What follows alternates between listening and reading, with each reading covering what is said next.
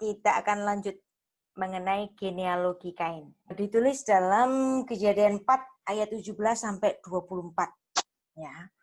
Dan ini ada, nanti Anda baca, kalau saya bacakan kepanjangan nanti. Ada kata yang menarik dalam ayat 24. Sebab jika Kain harus dibalaskan 7 kali lipat, maka Lameh 70 kali lipat. Kalau kesempatan bagi Kain itu 7 kali lipat, maka kesempatan bagiku itu adalah 70 kali lipat. Dalam penulisan generasi Kain itu Alkitab menulis keunggulan-keunggulan Kain. Jadi Kain itu walaupun dia sudah lari dari berkat Allah, tapi bukan berarti dia tidak diberi kesempatan untuk bisa bertahan hidup. Tetapi Tuhan masih memberikan hikmat kepada keturunan-keturunan Kain. Nah, keturunan-keturunan Kain ini juga pinter-pinter kita baca ya. Kain bersetubuh dengan istrinya. Nah, kata bersetubuh tadi itu apa? Pakai kata apa di sini? Yada. Berarti menggunakan kata apa ini? Mengenal. Eufemisme. Ya. Kayak bahasa eufemisme. Dan Kain bersetubuh dengan istrinya. Mengandunglah perempuan itu lalu melahirkan Henok. Kemudian Kain mendirikan satu kota, dinamai kota itu Henok menurut nama anaknya. Jadi Henok ini itu lumayan ditulis lengkap peristiwa kelahirannya. Sedangkan nanti keturunan-keturunan Kain yang lain itu cuma ditulis nama dan bisanya apa gitu aja. Tapi yang agak lengkap ini si Henok ini. Ya. Nah, kalau Kain bersetubuh dengan istrinya, siapa istri Kain? Nah, ini kan pertanyaan yang klasik ini. Jawaban Anda gimana? Saudaranya sendiri, Bu. Adiknya Kain, Bu. Kenapa kok Anaknya adiknya? Adam Kan juga. incest itu. Kan waktu Ya, itu karena mereka belum ada mengenal manusia incest. lain, Bu. Iya, betul. Waktu itu kan mereka belum mengenal incest, Bu. Kapan incest baru tidak diperbolehkan? Ketika sudah ada hukum Taurat, Bu. Ketika hukum Taurat. Sudah Jadi, zaman Taurat. Adam manusia pertama. Adam hidup selama 930 tahun. Maka anak-anak Adam itu nggak mungkin kawin dengan orang lain, ya. Kalau nggak sama saudara-saudaranya sendiri, bukan? Ya, berarti pada generasi pertama berarti ada incest. Bahkan sampai generasi berikutnya, siapa itu Sarah? Sarah itu apanya Abraham? Masih ponakannya, Bu. Abraham kawin dengan saudara perempuan yang seayah, tapi lain ibu. Nah, nanti Anda baca di Kejadian 20 ayat 12. Kenapa waktu itu kok bisa? Kenapa kemudian nggak bisa? Melanjutkan generasi. Ya, itu bisa. Nah, kenapa pada generasi orang pertama itu masih diperbolehkan? Karena kalau nggak diperbolehkan mau kawin sama siapa? Mau beranak pinak dengan siapa? Gitu kan? Bukankah Allah itu begitu menyayangkan kematian Habel ya? Berarti kan memang disuruh beranak pinak. Nah, kenapa mereka waktu itu bisa? Nah, ini bisa kita bayangkan pada umurnya manusia pada generasi Adam. Umurnya 900 tahun. Terus Metusalah, umurnya berapa? 969 kalau nggak salah ya. Terus umurnya Nuh, 950. Nah, Nuh itu juga masih memiliki gen yang sempurna dari Adam. Tapi kemudian umurnya manusia kemudian, Musa umur berapa mati? 120-an. 120 tahun. Jadi ada rentang yang banyak sekali. Kalau generasi pertama bisa sampai 900 tahun, bahkan Nuh 950 tahun, tapi pada zamannya Musa dia mati 120 tahun. Berarti ada penurunan apa? Kualitas tubuh manusia. Maka demikian juga pada gen manusia. Jadi kita dapat memperkirakan bahwa pada zamannya Musa itu sudah ada penyakit resesif gen. Misalnya kalau gen yang kurang dengan yang kurang karena perkawinan kerabat gitu kan, maka nanti anaknya bisa sumbing, anaknya bisa cacat atau yang lain-lain. Tapi waktu itu ilmu mengenai resesif gen itu kan belum ditemukan. Jadi ya sudah, nggak boleh gitu aja. Masuk akal di sini ya. Bisa diterima atau ada yang mau menambahkan? Silakan. Bu, mau nanya dulu, Bu. Kebanyakan nih, kepanjangan nih. Nggak selesai nanti. Oke, apa? Silakan. Yang mengenai itu, Bu, syuf yang tadi Suf. yang berbalik arah. Itu kita bisa tahu nggak, Bu? Maksudnya tindakan konkretnya si kain itu berbalik arah yang bagaimana, Bu? Terus maksudnya syuf di situ apakah sama syuf di situ pertobatan berbalik arah itu dengan yang dikenakan kepada bangsa Israel, Bu? Ya, suf itu berbalik arah untuk kembali kepada Allah. Tetapi kalau kepada Kain, ini Kain kan ditulisnya Vayetse Kain milifne Adonai. Dan dia keluar. Bukan balik arah, keluar dari hadapan Allah. Jadi nggak pakai kata suf untuk Kain. Kita baca lagi. Supaya Anda yakin bahwa ini nggak pakai kata suf. Ya, Vayetse, dan dia keluar, dia pergi. Kain, milifne Adonai, dari hadapan Allah. Keluar. Nah, tapi kalau Tuhan mengatakan suf, baliklah, berbaliklah kepadaku maksudnya. Kalau yang di sini, ya, Yeskiel ini, berbaliklah kepadaku, suf, bertobatlah. Beda ya, bisa jelas ini? Ya, Bu. Setelah Henok, lahirnya Irat, Meluhael, dan seterusnya. Ini Anda nanti baca. Nah, kemudian Lamek. Ya, Lamek itu adalah generasi pertama yang melakukan poligami. Nah, dia punya 2 istri. Namanya Ada dan Zila. Ada itu melahirkan Yabal. Dan dia memiliki kemampuan untuk membuat kemah dan memelihara ternak. Ya, jadi dia berpaling dari Allah, tapi Allah tetap memberikan apa? Berkat bagi putra-putranya untuk meneruskan kehidupan. Bisa hidup sebagai apa? Sebagai orang yang membuat kemah dan memelihara ternak. Yosef Ohel, tinggal di kemah. Umikneh, dan memelihara ternak.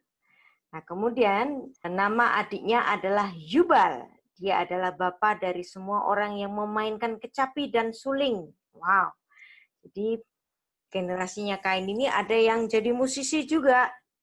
Diberi kemampuan untuk bermusik. Nah, orang musisi itu biasanya pemikir. Jadi Anda kalau melihat musisi, seniman itu bukan orang yang suka menghayal, tapi dia memiliki pemikiran yang berbeda. Dan biasanya para filsuf itu juga adalah seorang seniman biasanya, ya. Kemudian Zila ini istri keduanya itu melahirkan Tubal Kain. Jadi bapak semua tukang tembaga dan besi. Nah, generasi pertama juga mereka sudah mengenal tembaga dan besi. Dia diberi hikmat pengetahuan. Tubal Kain ini punya saudara perempuan Naamah. Aneh enggak ini? Ada nama Naamah. Anehnya di mana? Biasanya nggak ada nama cewek, nama perempuan di Alkitab. Betul. Kalau Anda membaca silsilah di Alkitab, biasanya Anda baca betul atau Anda lewati? Kalau keturunan biasa dilewati aja, Bu. Lewatin kebanyakan. Ya, itu jawaban yang jujur. Karena terlalu banyak. Ya. Ngapain sih pakai ditulis gitu kan? Capek bacanya, Bu. Saya dulu juga gitu. Ngapain sih ini pakai ditulis nama-nama lewat gitu ya. Nggak dibaca ini Kejadian pasal 4. Tetapi justru ini penting sekali, terutama ketika Anda menemukan nama Naamah.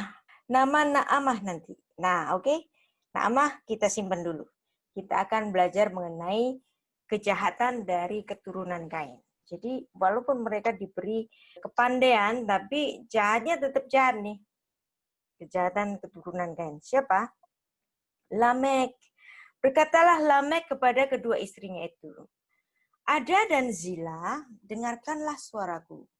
Hai istri-istri Lamek, pasanglah telingamu kepada perkataanku. Aku telah membunuh seorang laki-laki karena dia melukai aku. Membunuh seorang muda karena dia memukul aku sampai bengkak. Nah, membunuh tapi dia tidak apa? Tidak menyesal. Malah dia ngomong apa? Sebab kalau Kain dibalaskan 7 kali lipat, maka Lamekh 70 kali lipat. Ki Shivataim Jukam Kain.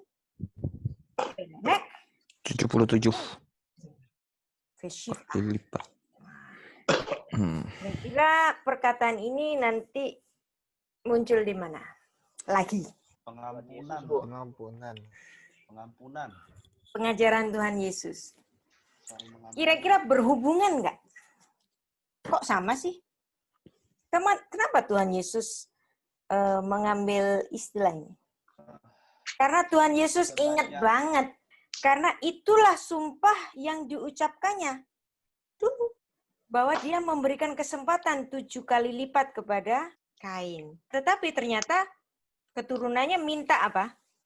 70 dan 7 kali lipat. Wow. Apakah Tuhan memberikannya kesempatan itu? Dikasih enggak? Dikasih. Ibu dikasih. Dikasih. Karena dia memberi, maka ketika Simon itu, boleh enggak kalau orang ini bersalah kepadaku 7 kali, udah 7 kali aja. Jadi Tuhan Yesus betul-betul merujuk kepada keadaan yang dicatat pada Kejadian 4 ayat 24 ini di dalam Matius 18 ayat 22. Dia mengganti rasa dendam dengan pengampunan.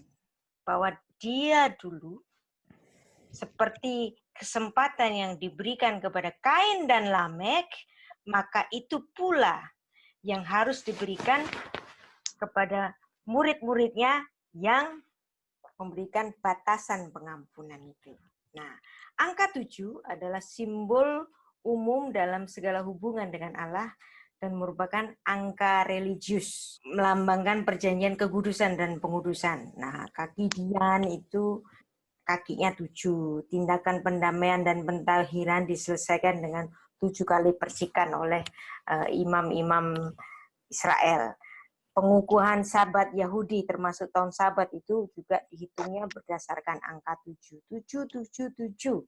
Nah, bahkan sang pemazmur itu sembahyangnya berapa kali?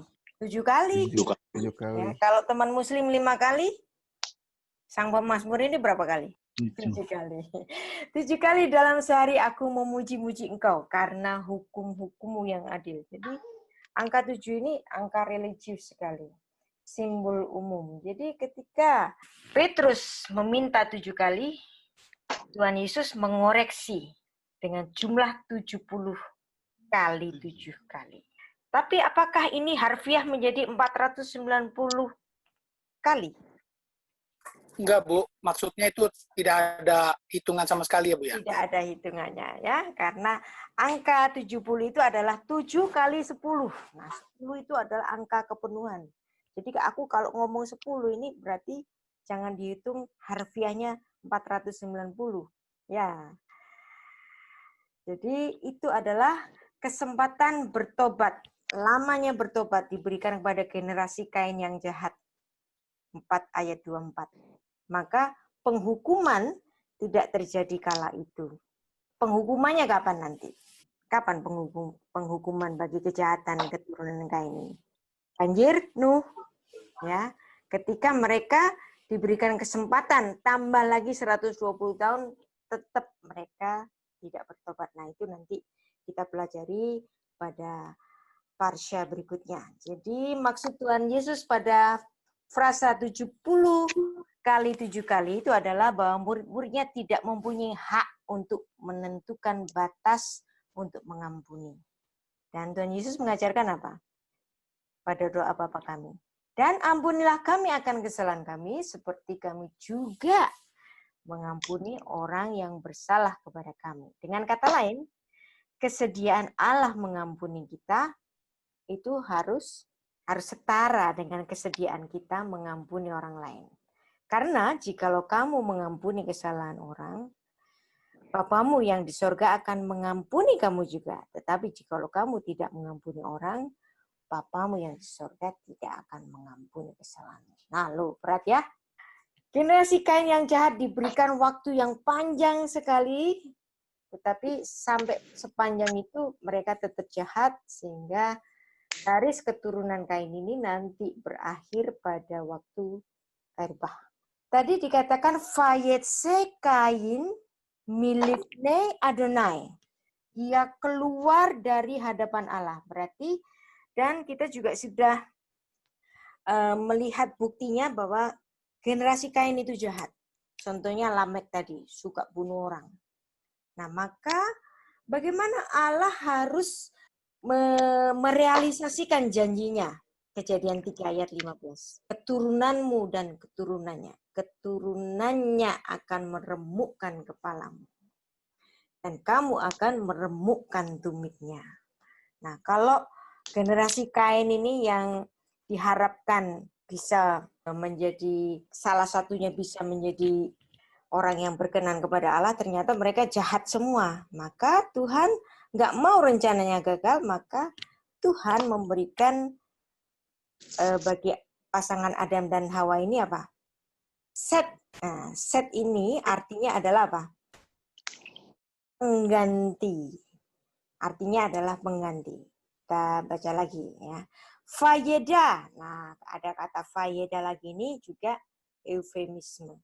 Fayeda Adam Ot, ya, dan dia bersetubuh lagi et isto pada istrinya, ya.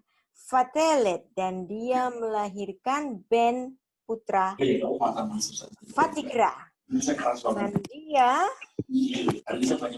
Dan dia memanggil atau dan dia menamai et Shemo pada namanya Set Hi Sadli.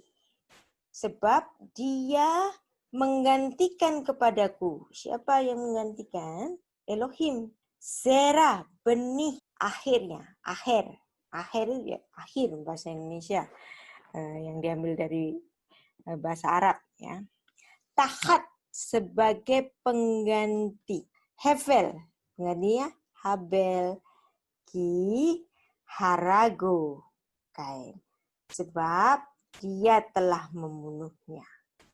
Sebab Kain telah membunuhnya. Jadi Set lahir setelah kematian Habel. Dari Set nanti Tuhan mempersiapkan satu generasi yang saleh. Sebab generasi Kain tadi sudah apa?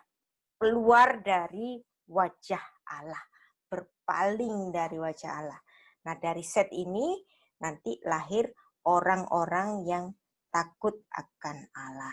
Nah, dari Set nanti itu lahir seorang laki-laki namanya Enosh. Nah, Enosh. Pada waktu itulah orang mulai memanggil Likro, nama Tuhan. Betul nggak ini kalau diartikan harfiah memanggil? Halo, masih hidup? Betul, Bu. Betul, memanggil. Ya, Bukan tapi membaca, Bu. Tapi artinya mengata-ngatai, Bu. ya. Jadi di sini kata memanggil di sini itu sebenarnya mengata-ngatai.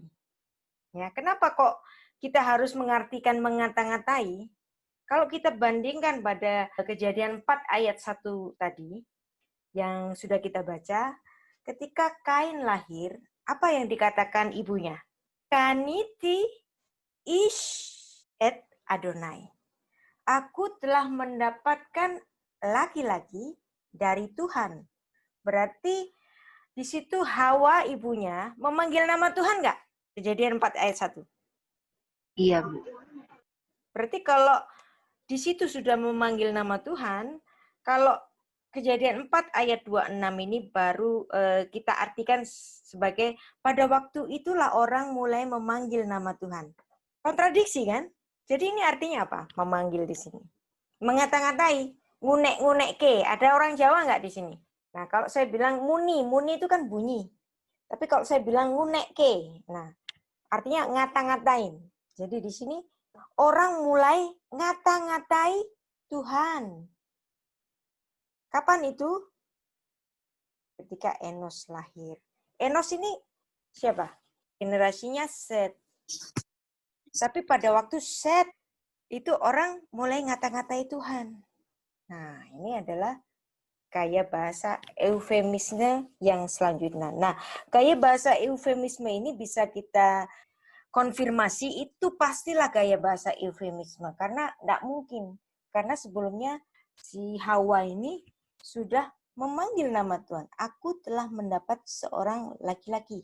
Kaniti ish et Adonai. Berarti di sini bukankah Hawa sudah memanggil nama Adonai? Bukan pada waktu Enos ini kan dimulainya? Ya bukan? Iya, Bu. Ya.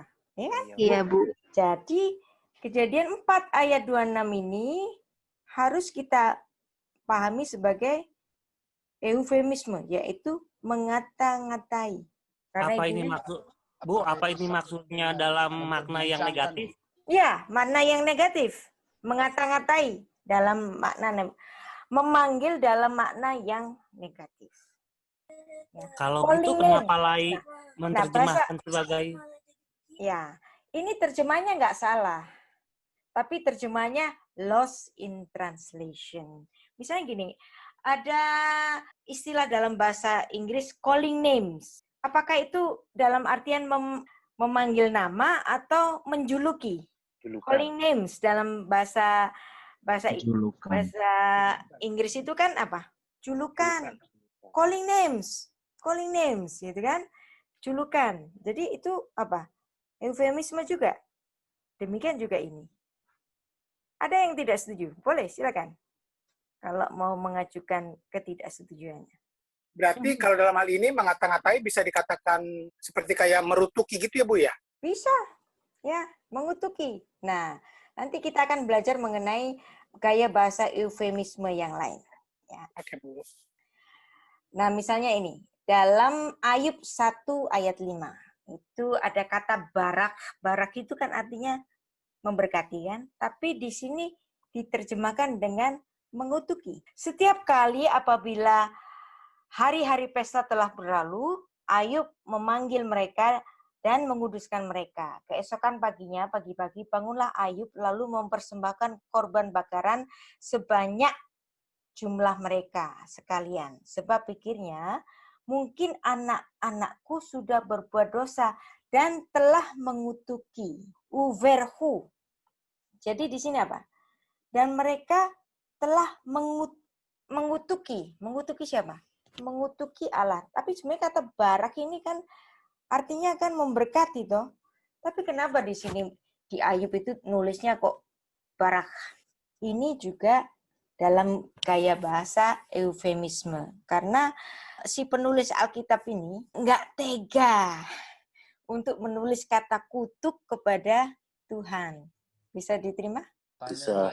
Bisa, Bu. Ya, jadi Mau seperti tanya, tadi, sexual intercourse itu ditulis dalam Alkitab apa? Yada, mengenal, bo, menghampiri, ya, nggak pakai kata-kata yang vulgar kan? Nah, Bu, mau ini tanya, juga Bu. kalau pakai kata kutuk beneran Allah itu rasanya nggak proper gitu, ya? Ya, mau tanya boleh, Bu? Ya, silakan. Nah, itu kan tadi keturunan Set itu dari situ keturunan yang saleh. Berarti Enos itu termasuk yang dari keturunan mengata-ngatai apakah Oke. mereka juga Ya. disebut saleh? Di sini ini bukan mengatakan Enos yang mengutuki atau generasi Enos yang mengutuki Allah, bukan. Tetapi pada waktu Enos lahir, ya, orang itu orang mulai hukal, mulai mengutuki nama Tuhan. Tapi ini tidak mengarah kepada Enos yang mengutuki Tuhan, bukan. Ya. Pada era kelahiran Enos ini orang mulai mengutuki Tuhan. Jelas, Bapak? Ya, jelas, Bu. Makasih, Bu. Baik. Ya, lanjut. Nah, sekarang kita juga pernah pada unit 1 saya memberikan satu istilah kepada Anda. Birkat haminim. Nah, ini kan berkat haminim. Tapi artinya apa di sini? Kutukan kepada kaum bidat. Padahal nulisnya berkat. Ini juga apa? Kayak bahasa eufemisme. Kan birkat haminim ini diberikan oleh para Yahudi Rabini kepada orang-orang Kristen ketika mereka terpecah belah. Nah, tapi ada juga berkat yang benar-benar artinya berkat. Seperti dalam Kejadian 12 ayat 2, ya, kata barak itu sebagai berkat. Aku akan membuat engkau menjadi bangsa yang besar. Ya. VESK, legoi, dan aku membuat engkau untuk menjadi bangsa-bangsa. Legoi, gadol yang besar, fa'avarecha, dan biarlah aku memberkati engkau. Ya, barak ya di sini suaranya bet resh kaf. Ini Anda juga nemukan kan bet resh kaf di sini. Ya, tapi di sini artinya kutuk, yang di sini artinya berkat. Nah, yang di sini adalah penulisan dalam gaya bahasa eufemisme, sedangkan yang di Kejadian 12 ayat 2 ini adalah penulisan berkat dalam arti harfiahnya, real blessing-nya itu. Berkat di sini pun juga dalam artian real blessing, berkat yang sebenarnya. Jadi kita paham ya, jadi berkat diartikan eufemisme atau berkat real blessing tergantung konteksnya. Baik, silakan. Ada yang bertanya? Bu, mengenai sastra ini, bila mana kita menemukan kata berkat itu kita anggap sebagai berkat atau sebagai kutuk, Bu? Kapan kata berkat itu bermakna berkat dan kapan kata berkat itu bermakna kutuk? Begitu bukan pertanyaannya? Ya. Iya, betul, Bu. Betul ya. Jadi itu tergantung konteks. Nah, kalau Anda melihat di sini konteks dari Ayub 1 ayat 5, apakah kalau putra-putranya Ayub ini memberkati Tuhan, apakah dia perlu untuk mempersembahkan korban pengampunan dosa? Enggak perlu, Bu. Iya kan? Nah, kenapa kok si Ayub ini harus mempersembahkan korban pengampunan dosa? Karena pikirnya, barangkali siapa tahu anak-anakku itu mengutuki Tuhan. Ya kan? Ada kekhawatiran dari Ayub. Ya sudah, kalau mereka mengutuki Tuhan, ya wis tak bayar dengan korban saja. Anda lihat ini positif apa negatif? Positif, Bu. Positif. Ya sudah, kalau orang berdosa dibayar aja. Negatif. Tapi bisa dibilang negatif juga ya, Bu ya, karena Iya dia nggak dong. bertanggung jawab ya, Bu. Pokoknya kalau anakku berdosa, aku bayar dengan sapi. Tapi dia tidak mengajarkan pertobatan kepada anaknya. Iya, Bu, benar. Ya kan? Ada positif negatifnya ya, Bu? Positif dalam artian dia adalah orang yang bertanggung jawab. Beribadah. Ya. Oh, iya. Negatifnya, dia menggampangkan dosa dengan pembayaran korban. Iya, Bu. Bu, Oke. apa bisa saya bilang bahwa si penulis ini menulis bahasa berkat tapi makna kutuk, karena kalau dia menggunakan kata kutuk itu terlalu vulgar untuk sebuah kata. Betul sekali, dan itulah fungsi dari pemakaian gaya bahasa eufemisme. Betul sekali, Bapak. Oh, oke, saya ngerti, Bu. Ya.